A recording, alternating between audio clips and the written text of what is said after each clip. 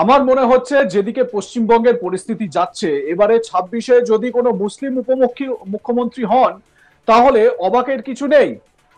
আর ISF বা আরেকটা যে দলের কথা উঠছে, 100টা মুসলিম সিট জেতার মতো পরিস্থিতি আছে। আজকে মুসলিমদের নতুন দল হবে, তারা ডিমান্ড করবে আমাদের উপমুখ্যমন্ত্রী চাই, সেই পরিস্থিতির দিকেই এগোচ্ছে। 26-এর ভোটের আগেই বিস্ফোরক মন্তব্য দিলীপ ঘোষের। তিনি বলেন পশ্চিমবঙ্গের পরিস্থিতি যাচ্ছে, এবারে 26-এ যদি কোনো মুসলিম উপমুখ্যমন্ত্রী হন তাহলে অবাকের কিছু নেই। বৃহস্পতিবার ইকো পার্কে প্রাতঃভ্রমণে যান বিজেপির দাবাং নেতা দিলীপ ঘোষ। সেখানে সাংবাদিকরা তাকে হাতের কাছে পেতেই হুমায়ুন কবিরের নয়া দল তৈরি করা নিয়ে প্রশ্ন করতেই তিনি বলেন ওনাকে কেউ কোনোদিনও ধরে রাখতে পারেনি, আর পশ্চিমবঙ্গের যতগুলো দল আছে সব দলই ওনার করা হয়ে গেছে, তাই ওনার নতুন দল করা দরকার। আমার মনে হচ্ছে যেদিকে পশ্চিমবঙ্গের পরিস্থিতি যাচ্ছে, এবারে 26-এ যদি কোনো মুসলিম উপমুখ্যমন্ত্রী হন তাহলে অবাকের কিছু নেই। আর আইএসএফ বা আরেকটা যে দলের কথা উঠছে, 100টা মুসলিম সিট জেতার মতো পরিস্থিতি আছে।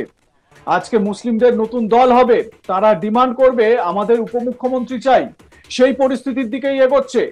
মমতা ব্যানার্জি সবই জানেন। কি বলেছেন দিলীপ ঘোষ শুনুন। দেখুন, ওনাকে কেউ কোনোদিন ধরে রাখতে পারেনি, আর পশ্চিমবাংলায় যতগুলো দল সব করা হয়ে গেছে, সে নতুন দল করার দরকার। কিন্তু আমার যেটা মনে হচ্ছে, উনি একদিন যেসব ডায়লগ দিতেন, এটা খালি ওনার ইচ্ছার নয়, টিএমসিও চাইতো। যেদিকে পশ্চিমবাংলার পরিস্থিতি যাচ্ছে, এবারে 26-এ যদি কোনো মুসলিম উপমুখ্যমন্ত্রী হয় অবাক হওয়ার কিছু নেই। এবং এই যে আইএসএফ বা আরেকটা দলের কথা উঠছে, 100টা মুসলিম সিট জেতার মতো পরিস্থিতি আছে। আজকে নতুন দল হবে মুসলিমদের, তারা ডিমান্ড করবে যে আমাদের উপমুখ্যমন্ত্রী চাই, আর পরের বারে বলবে যে মুখ্যমন্ত্রী করবে মুসলিমকে তাকে আমরা সাপোর্ট করব। সেই পরিস্থিতির দিকে এগুলো যোজনাবদ্ধভাবে এগোচ্ছে, মমতা ব্যানার্জি সব জানেন। তাহলে বাংলা তো দ্বিতীয় বাংলাদেশ হওয়ার দিকেই এগোচ্ছে। মমতা ব্যানার্জি, বামপন্থীরা করে দিয়েছিল রাস্তা, উনি তাতে গাড়ি চালিয়ে এগোচ্ছেন। আর আজকে যেগুলো হচ্ছে ঠিক সেই পরিস্থিতি, 46, 47, 1947, 46 সেই সময়ে দেশ ভাগের আগের পরিস্থিতি আবার তৈরি হচ্ছে, মমতা ব্যানার্জি সব জানেন। মানে হুমায়ুনের এই আচরণের পেছনে মাস্টার মাইন্ড কি মমতা ব্যানার্জি? আমার সন্দেহ এটা হতে পারে, নাহলে ও কিসের জোরে করছে? সব দল করা হয়ে গেছে, দেখা হয়ে গেছে, এবারে নিজের দল মুসলিম দল করবেন উনি। 21শে জুলাই মমতার সভার পাল্টা খড়গপুরে সভা করেন দিলীপ ঘোষ। তিনি যে এখনো দাবাং নেতা তা তার সভার ভিড় থেকেই বোঝা গেছিল। এবার প্রশ্ন হলো তিনি কি তাহলে 26-এর নির্বাচনে খড়গপুর কেন্দ্র থেকে লড়বেন? সেই নিয়ে কি বলছেন তিনি এক ঝলকে শোনাবো, শুনুন।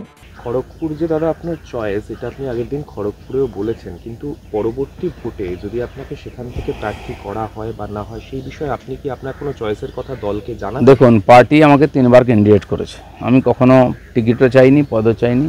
পার্টি মনে হয়েছে দেওয়া উচিত। মাননীয় অমিত শাহ প্রেসিডেন্ট ছিলেন, তিনি বলছেন নাই নাই বড় লিডার को लड़ना चाहिए। আমি 6 মাস প্রেসিডেন্ট হয়েছি, 1 বছর আগে পার্টিতে এসে আমাকে বলা হয় ইলেকশন লড়তে হবে। 21শে জুলাই মমতার সভার পাল্টা খড়গপুরে সভা করেন দিলীপ ঘোষ। তিনি যে এখনো দাবাং নেতা তা তার সভার ভিড় থেকেই বোঝা গেছিল। এবার প্রশ্ন হলো তিনি কি তাহলে 26-এর নির্বাচনে খড়গপুর কেন্দ্র থেকে লড়বেন? সেই নিয়ে কি বলছেন তিনি এক ঝলকে শোনাবো, শুনুন। মুসল পর্ব শুরু হচ্ছে। দেখুন, যারা বলছে জিতবো, এত সিট চাই, সেই দলটা আরো কতদিন টেকে। ইন্ডিয়া জোটের শরিক তামিলনাড়ু, সেখানে বাঙালি পরিযায়ী শ্রমিক হেনস্থা, মুর্শিদাবাদের পরিযায়ী শ্রমিক মুর্শিদাবাদের আমি আবার বলছি, মুর্শিদাবাদের নাম করে যাওয়া যাচ্ছে বেশিরভাগই বাংলাদেশি। মমতা ব্যানার্জি বাংলাদেশি আর বাঙালি, বাংলা ভাষী, এই দুটোকে গুলিয়ে দেওয়ার চেষ্টা করছেন, আর উনি বাঁচাবার চেষ্টা করছেন অনুপ্রবেশকারী মুসলিমদেরকে। সাংবাদিকরা বলেন অভিষেক বলেছেন আপনাদের সবাইকে দিয়ে 26-এর ভোটের পর জয় বাংলা বলাবে। সেই নিয়েও প্রতিক্রিয়া দেন দিলীপ ঘোষ। তিনি বলেন আমরা তো ওদের দিয়ে রামনবমী করিয়েছি, জয় শ্রীরাম বলিয়েছি, জয় বাংলা ওপারে চলছে, ওদের অবস্থা দেখুন। 21 বছরে একদিন মঞ্চ থেকে ভাষণ দিলে হবে না, রাস্তায় নামতে হবে। মুখে বাঙালি বাঙালি বলে পাঞ্জাবি বউ বিয়ে করেছে কেন? বাংলায় কোনো সুন্দরী মেয়ে নেই যাকে বউ করা যায়? পাঞ্জাবি বউ আনতে হলো কেন? বাংলায় কোনো যোগ্য ব্যক্তি নেই যাকে লোকসভায় প্রার্থী করা যায়? অন্য রাজ্য থেকে প্রার্থী নিয়ে আসতে হলো কেন? এখানে ভোটারদের বিশ্বাস নেই, বাংলাদেশ থেকে রোহিঙ্গাদের থেকে ভোটার নিয়ে আসতে হয়। এখানে ভালো অভিনেতা নেই যে বাংলাদেশ থেকে নিয়ে আসতে হয়। বাংলার মানুষকে আর কত বোকা বানাবেন, বলছেন দিলীপ ঘোষ। আমরা তো ওদের রামনবমী করিয়েছি, জয় শ্রীরাম বলিয়েছি, জয় বাংলা তো উপাসে হচ্ছে, আর যারা জয় বাংলা বলছে তাদের অবস্থা দেখুন, আবার উল্টো আন্দোলন শুরু হয়ে গেছে। পশ্চিমবাংলায় উল্টো গঙ্গা বইবে, কারণ পাপের ঘোড়া প্রায় ভরে গেছে। 21-এ বছরে একদিন ডায়াস্তরে ভাষণ দিলে হবে না, রাস্তায় নামতে হবে, মানুষের সঙ্গে মানুষ কী বলছে শুনতে হবে। বাঙালি বাঙালি বলে বাড়িতে পাঞ্জাবি বউ রাখবো আর বাঙালি বাঙালি ডায়লগ দেবো। বাংলায় কোনো মেয়ে নেই সুন্দরী যাকে বউ করা যায়, পাঞ্জাবি বউ আনতে হয়। বাংলায় কোনো যোগ্য ব্যক্তি নেই যে এমপি ক্যান্ডিডেট হতে পারে, গুজরাট থেকে, বিহার থেকে, উত্তরপ্রদেশ থেকে ক্যান্ডিডেট নিয়ে আসতে হয়। এখানে কোনো ভোটার নেই, বাংলার লোকেদের বিশ্বাস নেই, বাংলাদেশ থেকে রোহিঙ্গা মুসলিমদেরকে ভোটার বানাতে হয়। এখানে কোনো অভিনেতা অভিনেত্রী নেই যাই ভোট দিতে পারে, বাংলাদেশ থেকে অভিনেতা অভিনেত্রী আনতে হয়। আর কি আনবেন ভাবুন, বাংলার মানুষকে আর বোকা বানাবেন না। একই সঙ্গে মুখ্যমন্ত্রীর নতুন প্রকল্প নিয়ে দিলীপ ঘোষ বলেন, পাড়ায় পাড়ায় এত মারপিট, এত সমস্যা, পাড়ায় পাড়ায় গিয়ে চাকরি দেওয়ার নাম করে টাকা নিয়েছে, কাটমানি নিয়েছে, এত বেশি সমস্যা ওরা চেষ্টা করলেও সমাধান করতে পারবে না। নেতারা গেলেই ওদের কলার ধরে নেবে, কেউ যাবে না। যায় কেউ, ওদের 21শে জুলাই ধর্মতলা যায়, বাকি কোনো নেতাকে এলাকায় দেখতে পান? যে সব থেকে বেশি মঞ্চ আলো করে বসে থাকতো সেই কেষ্টকে মঞ্চে উঠতেই দেয়নি। এইভাবে কত ডাকাত লুকোবেন? মমতার হাতে পার্টিও নেই, সরকারও নেই, সবটাই হুলিগানদের হাতে চলে গেছে। শোনাবো দিলীপের এ প্রসঙ্গে মন্তব্য। আসলে পাড়ায় পাড়ায় এত সমস্যা, এত মারপিট, পাড়ায় পাড়ায় টিচারের নাম দিয়ে চাকরির নাম করে টাকা নিয়েছে, কাটমানি, তারপরে এর জন্য কি বলে আপনার লক্ষ্মী ভাণ্ডারের জন্য কাট, এইসব নিতে নিতে পাড়ায় পাড়ায় এত সমস্যা, ওনারা চেষ্টা করলেও সমাধান করতে পারবেন না। সব জায়গায় মারপিট হবে, কলার ধরবেন নেতাদের সমাধান করতে গেলে।